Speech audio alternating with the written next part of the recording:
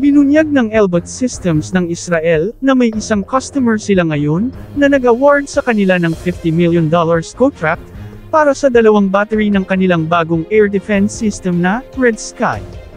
Marami ang nagsasabing maaring Pilipinas ang customer na ito dahil sa ngayon ay hindi na naglalabas ng mga impormasyon ng Department of National Defense sa mga kontrata sa mga kagamitang kanilang bibilhin hanggat ito ay hindi pa na-turn over sa kanila, tulad ng delivery ng BrahMos missile system na wala pang official na pahayag ang ating Department of National Defense hanggang sa ngayon. Ang Pilipinas ay may maraming pangangailangan ng mga short-range air defense system tulad nitong Red Sky, base sa mahabang wishlists ng procurement ng ahensya. Ang Red Sky ay isang tactical very short-range air defense OPSORADS na dinisenyo para magbigay ng protection sa mga tropa, vital installations tulad ng ports, airfields at mga government buildings, military headquarters, at mga low-altitude aerial threats.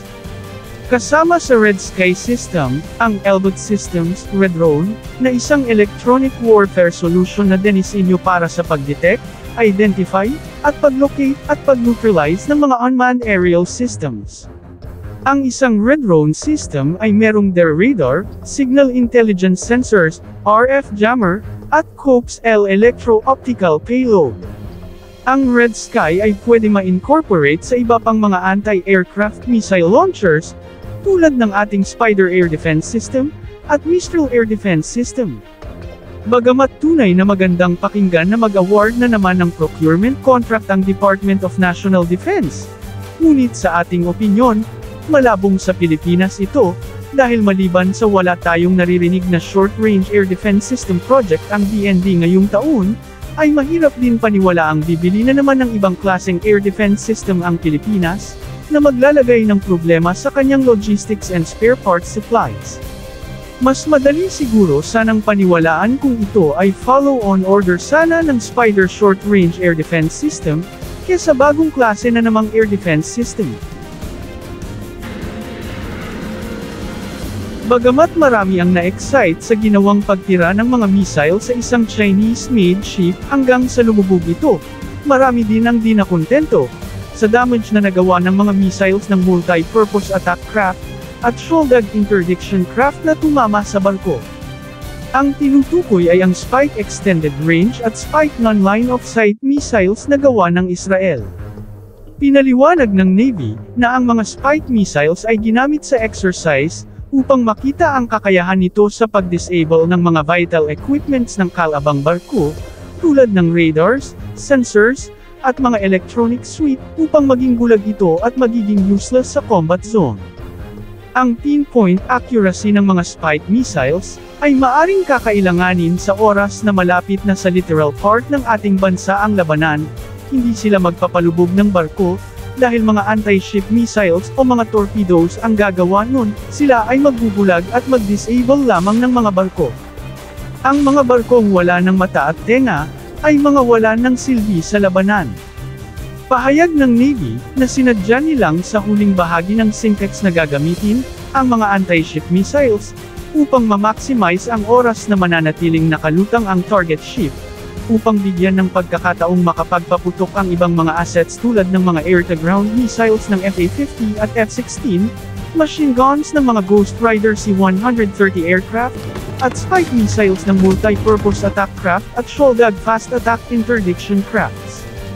Ginagamit din ng exercise upang makita nila ang interoperability ng mga radars, sensors, at mga surveillance aircrafts ng tatlong magkaalyado, na Pilipinas, Australia at Amerika.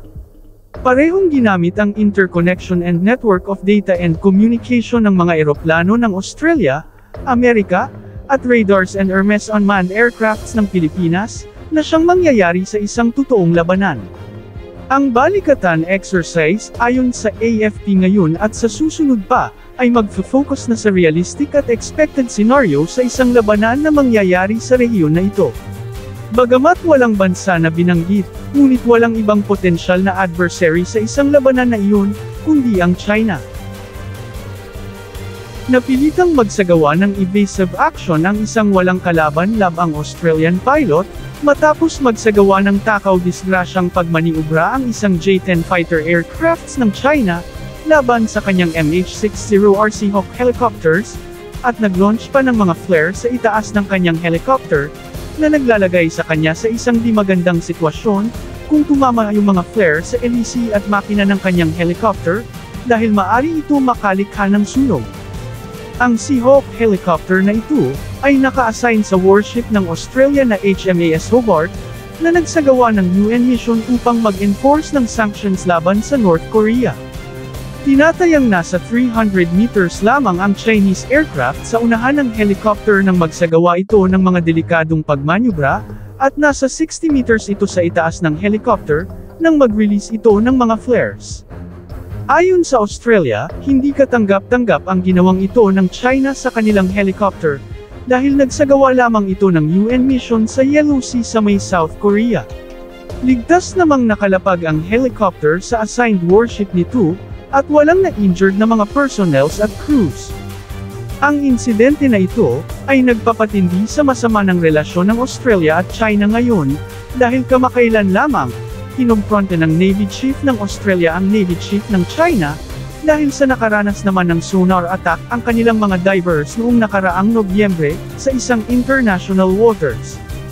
Harap-harapang binalaan ng Navy Chief ng Australia ang Navy Chief ng China na si Admiral Hu, sa ginawang taunang Naval Symposium sa Qingdao, China nitong nakaraang linggo, na pagsabihan ng kanyang tauhan, na maging professional na mga Navy, upang maiwasan ang di inaasahang kaguluhan sa karagatan.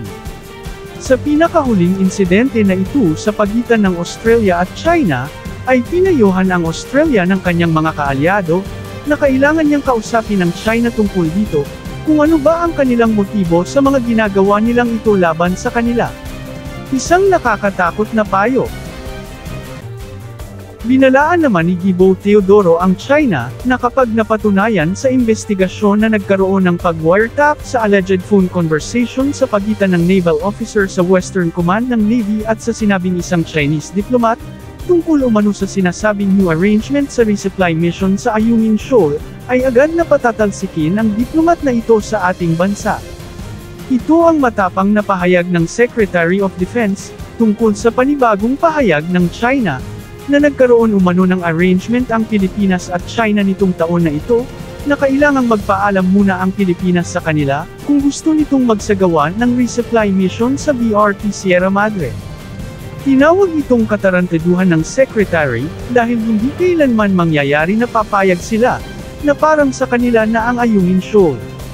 Todo deny naman ng Western Command sa pahayag na ito ng China, at tinawag itong gawa-gawa lamang.